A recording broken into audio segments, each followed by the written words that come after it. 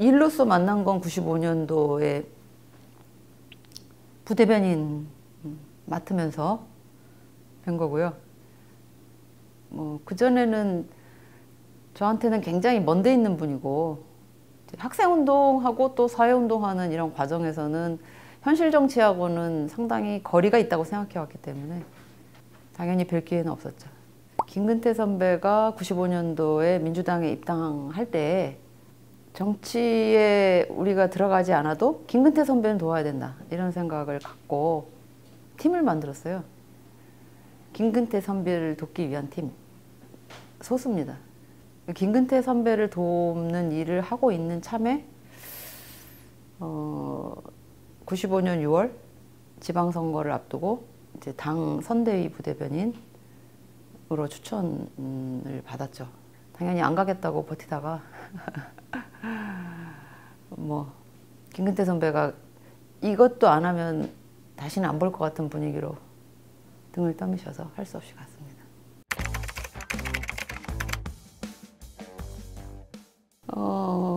오랜 세월의 역사가 있죠. 예.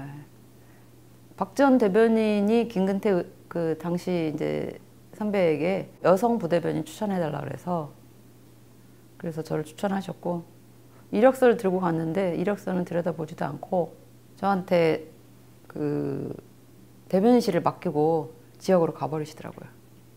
그래서 내가 굉장히 특이하다, 그런 생각했죠. 그리고 3가지만 하라 그러셨어요. 연합뉴스를 실시간으로 체크하고, 밥은 기자들하고만 먹고, 항상 그 기자실을 지켜야 된다. 그러니까 3가지 다 잘 지켰어요.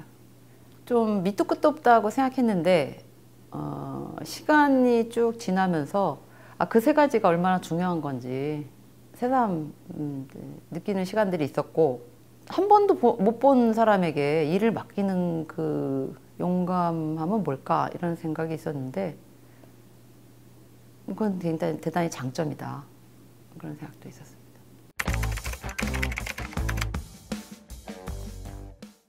언론을 빌리면 참패했죠. 저희가 80석을 못했으니까요. 95년 지방선거에서 조순시장 당선을 포함해서 황색 돌풍이 불었는데, 그리고 그것은 온전히 DJ의 그런 유세 복귀 때문이었고, 그걸 통해서 이제 정계 복귀를 하신 건데, 96년 총선에서 정말 뭐 참담한 성과를 그런 성과를 내니까 DJ는 다 끝났다, 이런 분위기였죠. 진력을 다해서 유세를 했는데 성과는 나오지 않았고, 근데 처음으로 선거 결과가 나오고 처음으로 열리는 의총이었던 걸로 기억하는데요. 의총이었는지 중앙위원회였는지 꽤 많은 사람들이 모이는 행사장에 처음으로 모습을 나타내시는데 아주 특이한 복장을 하고 이제 나타나셨어요. 아래 위에 흰 양복을 입으시고 검은 와이셔츠에 엄청 화려한 넥타이를 매시고 연예인같이 그렇게 하고 나타나셨어요. 저는 이제 그걸 딱 보는 순간 아니 이게 무슨 일이래, 그랬죠. 근데 이제 그 복장을 보고 사람들이 다 속으로 웃는 거죠. 약간 놀래고 웃는 거. 그게 이제 어떤 면에서는 시리에 빠져 있고 끝났다고 생각하는 사람들의 마음에 탁 뭔가를 던지는, 나 안 죽었어, 뭐 이런, 뭐 이제부터 다른 판이 열리는 거야, 뭐 이런 어떤 예고편 같은 여러 가지 상징적인 걸, 저는 그 뒤로도 그 복장을 한 번도 본 적이 없는데, 그런 옷은 또 왜 갖고 계셨는지도 모르겠는데 아주 절묘한 선택이었다고 생각합니다.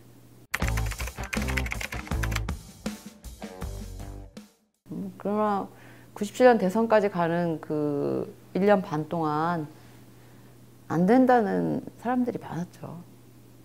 아무래도 안 된다, DJ로는 안 된다, 그런 사람들이 많았죠.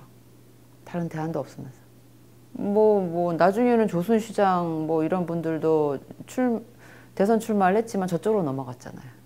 그러니까 저쪽은 6용, 7용 뭐 엄청 후보가 많고 야당은 사실은 후보가 없고 오로지 DJ 이렇게 되어 있는 상황인데 저는 그런 생각이 들더라고요.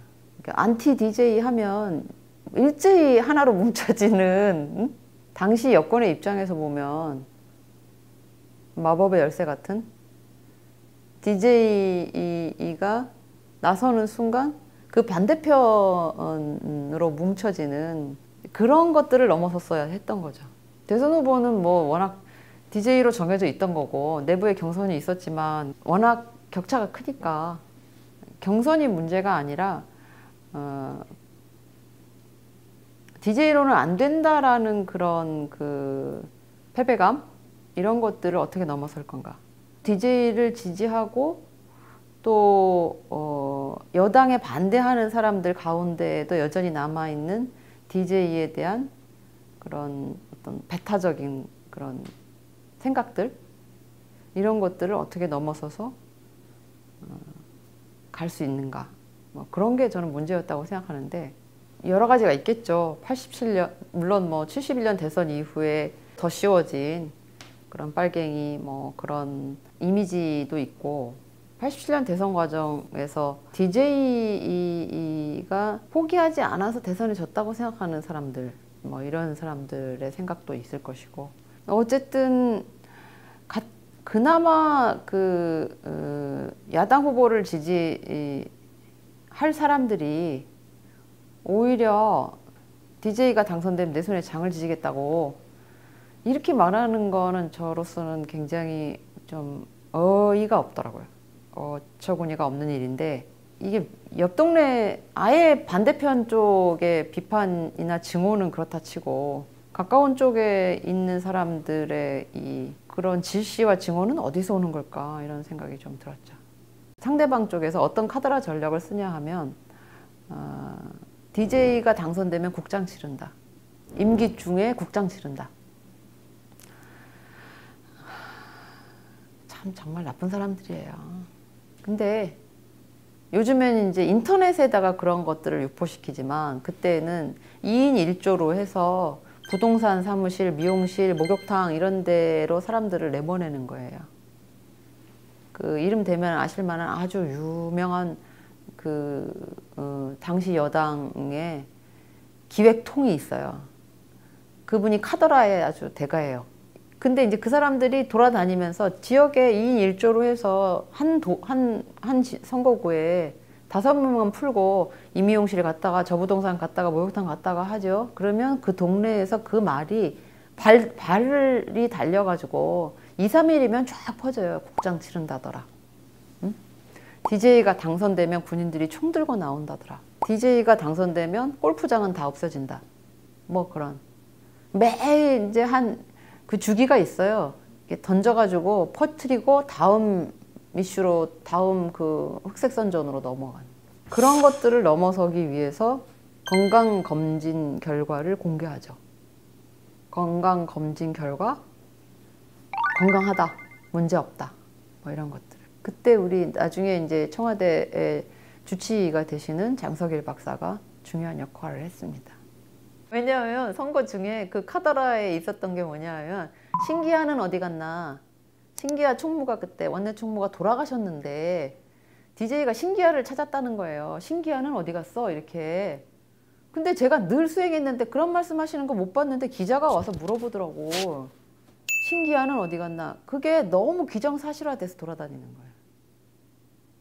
그러니까 우리는 누군가가 그 질문을 해주길 기다렸죠.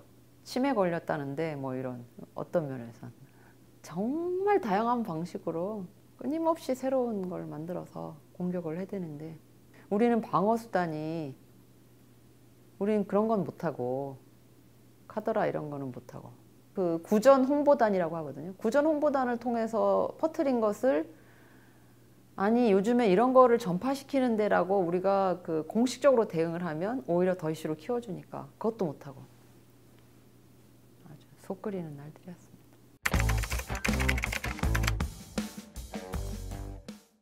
하나의 이제 작은 뭐 실마리 이런 것들이 있다면 71년 대선 때 초등학교 6학년이었어요. 저는 그 그 38선 이북에 있는 그 시골서 자랐어요. 포천에서도 제일 북쪽. 그러니까 포천은 38선 이남과 이북이 결쳐져 있거든요. 근데 이제 그 북쪽, 강원도 철의 삼각지 근처에서 자랐는데, 자라면서 국회의원은 오치성밖에 없는 줄 알고 자랐어요. 5.16 구테타 멤버 중에 군 출신에 내내 국회의원을 하고 내무부 장관하고 이랬던 오치성 국회의원의 얼굴이 들어있는 그 1년짜리 달력 있잖아요. 집집마다 그게 다 있는 그런 동네였죠. 71년 대선 때 벽에 난생 처음 보는 못 살겠다 갈아보자 뭐 이런 벽보가 붙고 그 연설 녹음이 이렇게 녹음을 확성기로 틀고 차가 돌아다니는데 되게 신기했어요. 거기까지 오더라고 그런 게요. 실제로 요새는 못 오셨을 거예요. 그 시골까지. 그때 김대중 후보 때문에 동네에서 싸움이 많이 났다 그러더라고. 그 기니 아니니 해가면서 초등학교 반에서도 그랬었대요. 누구는 욕하고 누구는 그것하고 때문에 싸우고 뭐 이랬다고 그러더라고. 근데 뭐 저는 요새 들었던 기억밖에 없고 85년 2.12 총선을 앞두고 그 민청년 내에서 꽤 오랜 시간 논쟁이 벌어졌어요. 그리고 이제 그 논쟁의 과정에 2월 5일 날 김포를 통해서 귀국하는 DJ의 귀국 현장에 나가서 몇 사람이 구경 갔어요. 그러니까 저는 지지자라서가 아니고 DJ 귀국 현장은 어떤지 구경하러 갔는데 그 현장에서 깔려 죽을 뻔했습니다.